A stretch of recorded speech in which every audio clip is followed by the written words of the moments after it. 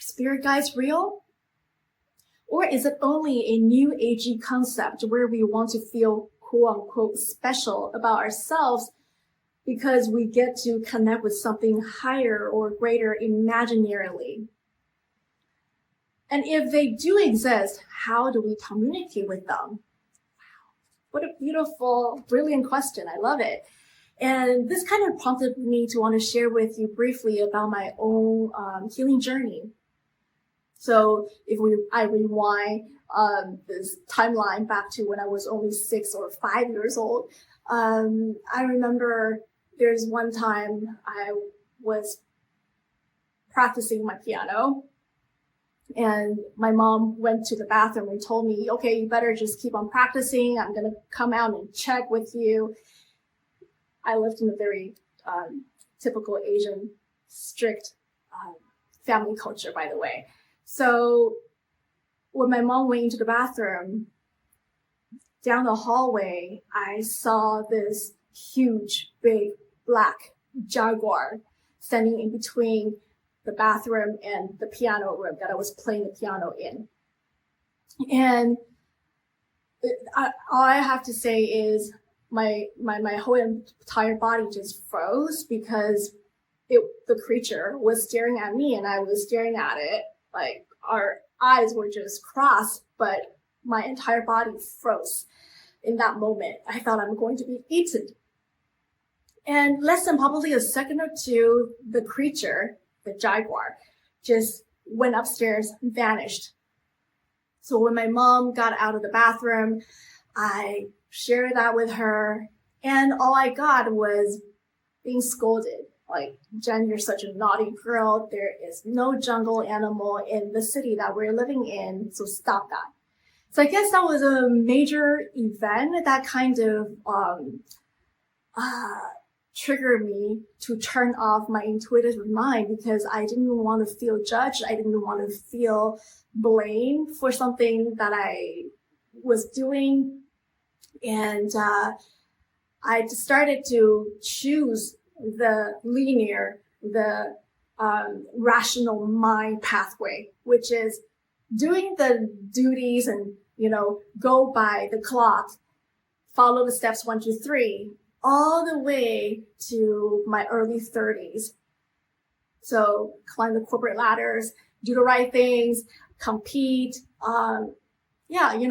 only focus on what's real, what's factual, and don't talk nonsense, right? So the funny thing is, the universe always gives us plenty of opportunity to heal what needs to be healed. So back in 2012, I lost my hearing temporarily for 3 to 4 months.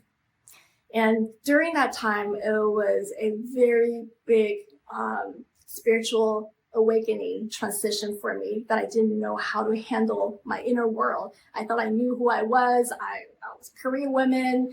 I knew how to deal with things that's more people-based, career-based. All the things like that all crash in an instant. Immediately, I lost pretty much my identity as self. I didn't know who I was as a mid-aged woman in Asia. That's a big thing. I wasn't married, I didn't have kids, and I didn't know who the heck I was. So I thought that was a curse or something that I did really badly in my past life that I have to return as a karmic lesson. Anyhow, so what I have learned humbly is only based on my personal journey, of course. So, if you are able to listen to me up to this point, I just want you to use my story as a reference point, but don't base on it, okay? Because it's personal. Is that we all have guides around us. And that was the time when I lost my hearing that I could only communicate with this person called Jen. It was pretty much the time that I got to understand, wow, something that I turned it off unconsciously is here to be turned on again. So I have to humbly learn the lesson of start receiving things, feeling into things, communicate with things with my intuitive channel rather than just basing on my rational mind. And so during my healing journey, I talked to things as non-human, stones, water, the river, the nature, the trees. And I feel we all have those frequency to share that is so much higher than just people to people, person to person level. And I started diving in there, and I realized that, yes, the spirit realms are real, and the spirit realms are there always. And there's no further question that I need to clarify within myself. So anyway, to answer the question, are spirit guides real? Based on my humble opinion, yes, they are real. They are real. So from my understanding is that guides, we have many guides who sign up to help us, to assist us throughout our life path, our life lessons, that we're here to learn as a student in this earth school before we graduate. And a lot of times that, you could feel like, oh yeah, if I have spirit guides around me, then everything should go smoothly. But why if things are still kind of like messy, chaotic, and, we're just fumbling everywhere? That's another humbling lesson that we all have to learn, which is our spirit guides are not here to make our life any easier, but they will guide us with the direction when we fall off from the path. So say my past experience of losing my hearing, that was really significant for me to learn to heal my own personal traumatic wounds, family trauma, etc. And I had to learn it, even though that was hard. So making me sick was the way my guide loved me so much. Like, stop listening to anything outside of you. Shut it all down so you get to listen to your inner self. What's going on within you, Jen? So our spirit guides love us so much. So they sometimes will guide you to, your next set of breadcrumb that you're here to learn, to experience through signs, through signals, through synchronicities. And I've experienced countless synchronicities in my life. And what I have to say is, like, they do love you to the point sometimes they will invite you to experience some chaotic moments. For example, personal relationships. If you happen to not being able to learn the lesson of forgiveness, then you are going to be put in different situations with similar dynamics, or even similar people with their similar personalities, to experience that moment of, wow, I need to learn how to forgive, right? And so just remember that your guides have no power to enforce you to learn anything, but they are always loving enough to guide you to different circumstances that will provide you to face your fear, to face certain lessons that you were not yet willing to learn. I hope this makes sense. And the second question I think the person asked was, how do we communicate, right? And this is another part that I have to learn humbly, is that when we are so freaking occupied and busy in our mental space, no matter how strong, how big of your spirit team is, you are not going to be able to connect with them because you can't hear them.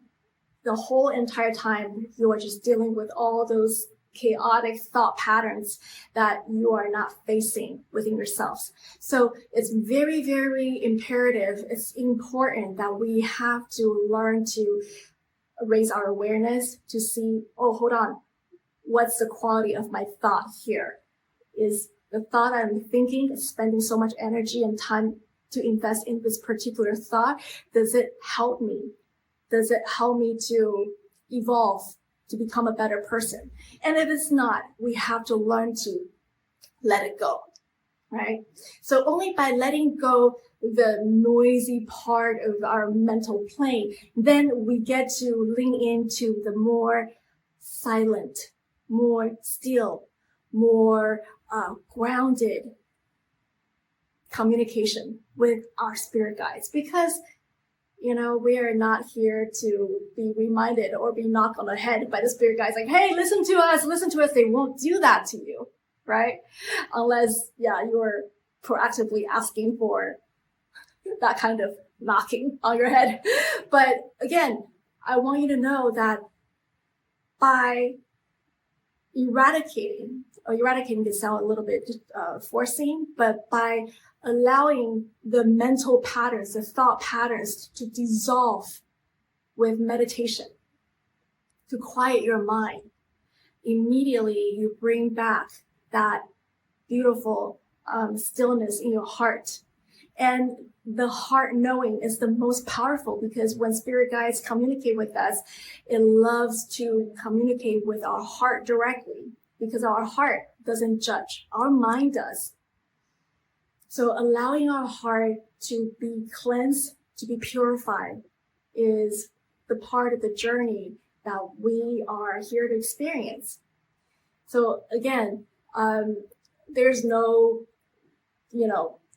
one thing fits all type of strategy here. But what I really have learned is, in order for us to hear, to communicate, to even work with our spirit guides, it's very, very essential to be clean, to be cleansed, and always holding that pure intention, no matter what the circumstances you're facing. Always come back to know that you are very supported, you're very loved by them, no matter how intense the experience that you seem to be put in. And so when we're clear, there's another benefit, is that then you are not subscribing to different frequencies. Just know that there are so many different kind of energies out there. So when we are pure-hearted, when we are grounded, and when our mind is being put in the right place, we are not being used. Yeah, seriously, we're not being manipulated by other energies outside of us. I'm not talking about spirit guides, because there are energies that could use you as their own games. So you don't want to be like that, right? So allowing yourself to feel into your heart every single day, or cleanse, however your method is. Allow yourself to stay as grounded as possible. And when you need to cry, cry. Don't hold on to your emotional burden, because when we are holding on to the emotional burden, the frequency gets lower. And that's when sometimes other so-called the lower frequencies may come in to manipulate us.